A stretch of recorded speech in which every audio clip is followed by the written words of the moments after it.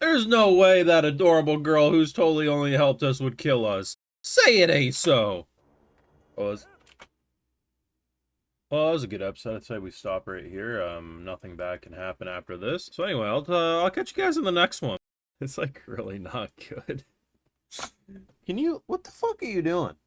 The black and white is actually ingrained into their world, and the red only happened because of blood is pretty insane. So good versus evil literally dictates this whole world, so even something that's not necessarily meant to be a bad deed would still be punished. She became the judge, jury, and executioner. Oh, Lord. Wow, just fucking killed everyone.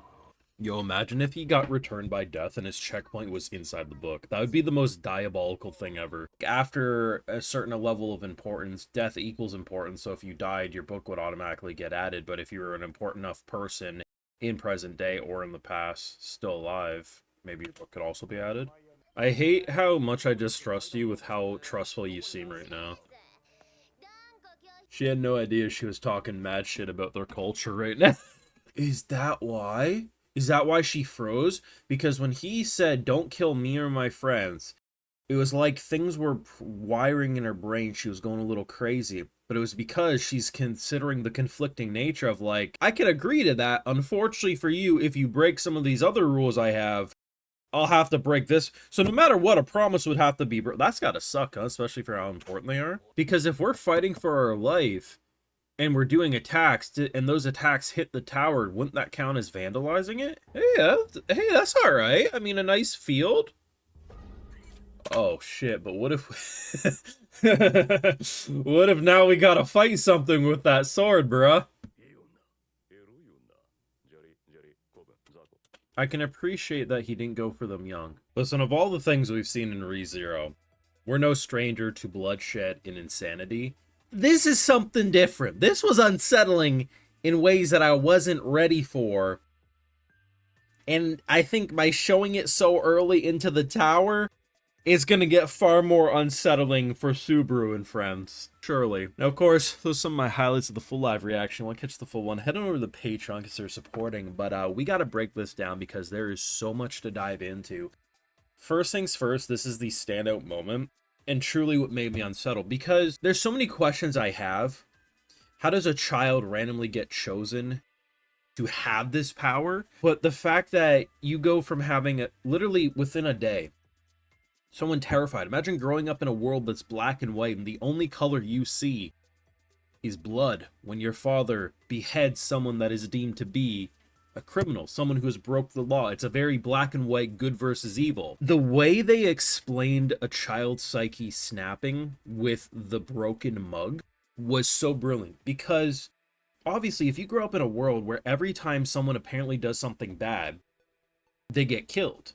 If you accidentally break a coffee mug, you're probably thinking, fuck me, I'm gonna die. And when you get told, no, it's about the intention, you apologize, you owned your mistake, you didn't hide it. I mean, hell, I'm starting to be a little concerned that maybe if she did try to hide it, she would have lost an arm or something for that. But the fact that that was the moment that turned it around and she became the judge, jury, and executioner all in one. And watching her just so, like, it's not even that she was scared doing this. This is what I'm so used to. Seeing a character who could do something like this and shatter them literally, and if you notice, it's the same animation of the mug that broke. But she was good with it. It didn't matter who it was. Even father. Father, are you a bad person? Look at that smile. That's so freaky. And just the fact that she was okay with it. It's like one hand handing a loaded gun to a child with no training whatsoever, and another who has a red button that she really likes the sound of the click, and every time she presses it, someone dies. And she knows what she's doing, but she really likes the sound of that click. The fact that you also have to experience that all within like a millisecond as you open the book. The library revealed a lot. It revealed it's a much more unsettling world than even we were initially realizing. Which of course we knew it was unsettling. This ReZero has been disturbing since, well, the very first episode, if we're being honest. But it's even more fucked up now that we're realizing. And this tower, on one hand, does seem like it's an easier test than the past test with the graveyard. On the other hand, I think it will become more devastating by the end. The library is an interesting beast, though. You can only read books of people you're connected to. So Subaru with the witches and stuff like that, he could read that. Julius with warriors, etc., etc. And it's super interesting, right? Because last episode had me deeply concerned because of Shaula's reaction when Subaru gave an order to not hurt me or my friends, and they already revealed why that is, and I'm very thankful for that. So essentially, there are rules that override even Subaru's rules. So right now, she actually seems a little trustworthy. Now, I'm still going to have a little element of distrust just because I naturally have to until they've really proven themselves over multiple arcs. But in general, there are rules with the tower. Like if he tried to leave the tower right now, she'd have to turn into a wildebeest and kill him. Like, you can't vandalize the tower, you can't vandalize the library. Pretty much it boils down to don't fucking vandalize things and complete the tower. If you do that, then you can leave fine. That makes sense, because if you were to, like, imagine having all these rules programmed in your head, and the person who you think is your master then gives you a different rule, and it contradicts what you say, because you're thinking, like, well, on one hand, yeah, I don't want to hurt you because, well, I like you, also you gave the order, but what about these other rules I have, and I have to follow it? The big thing will be is how many rules can Subaru really add to the list, and can we eventually override those rules? That will be interesting. Unfortunately, though, I forgot about something that was going to happen this season. I mean, it's good because it did kind of shock me. But ultimately, we enter the second part of, like, the next trial. Because right now, that's our plan, is we're just going to complete the trials and hopefully things are going to be fine. And this son of a bitch pops up. Now, I remember something about... I don't remember exactly. I think it's Julius and him fighting in a trailer when we watched the trailer many moons ago.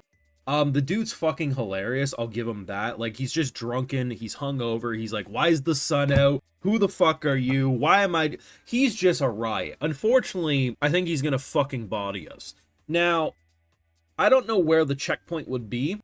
Probably right here, I imagine, or just as they start fighting, because I'm sure this is gonna be a bloodbath, an absolute bloodbath. And it's gonna be interesting, right? I'm glad that seemingly Subaru doesn't have to be the one to fight him. Now, I'm not saying Subaru doesn't have some skills, but if there's anyone I want to fight with a sword that was pulled out of a stone, it's definitely Orange Julius over here, okay? Like, that makes a lot more sense to me. It will be interesting what happens. I assume this will be either at least one death or a handful, but they might surprise us. Maybe we come out of this, everyone's a-okay, and then they start sabotaging us again. I don't know. But unfortunately, ReZero is getting a lot more complex. On one hand, that's great for us because the lore is loring.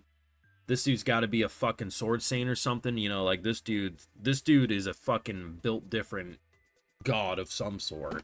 I don't see this arc ending well. Obviously, Subaru's going to make it out of this arc alive. Obviously, Emilia's going to make it out alive. But I just feel like there's something... It's almost like when you have a thought. It's like right at the beginning of your brain, you know it's there, something right on the tip of your tongue.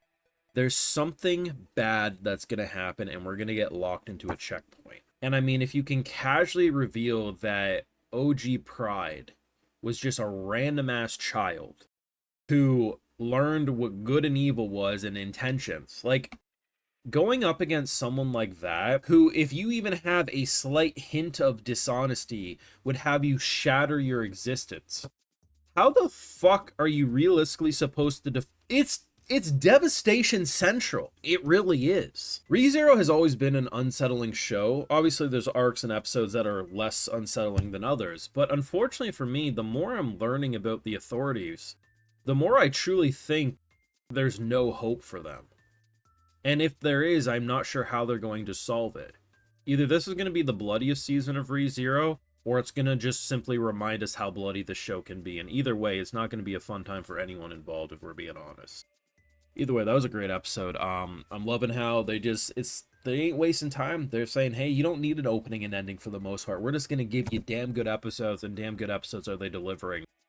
I could watch 1,000 episodes of ReZero, for being honest, and I think they could pull it off. Your thoughts down below, though. Make sure you drop a like, share your support, subscribe, ring that bell if you haven't already. Of course, the Patreon for live reactions over there, and other exclusives like, hey, I gotta give those video shouts to my patrons because of why I get to do these YouTube videos at all. Alright, so you got Draxi Lon, Katmir, Sot, Sungwoon, Tyler, Kami, Oakcliff, Mislav, Kin, and we also have Frost Tree. So I appreciate the support. Please take care. You know, have a good one.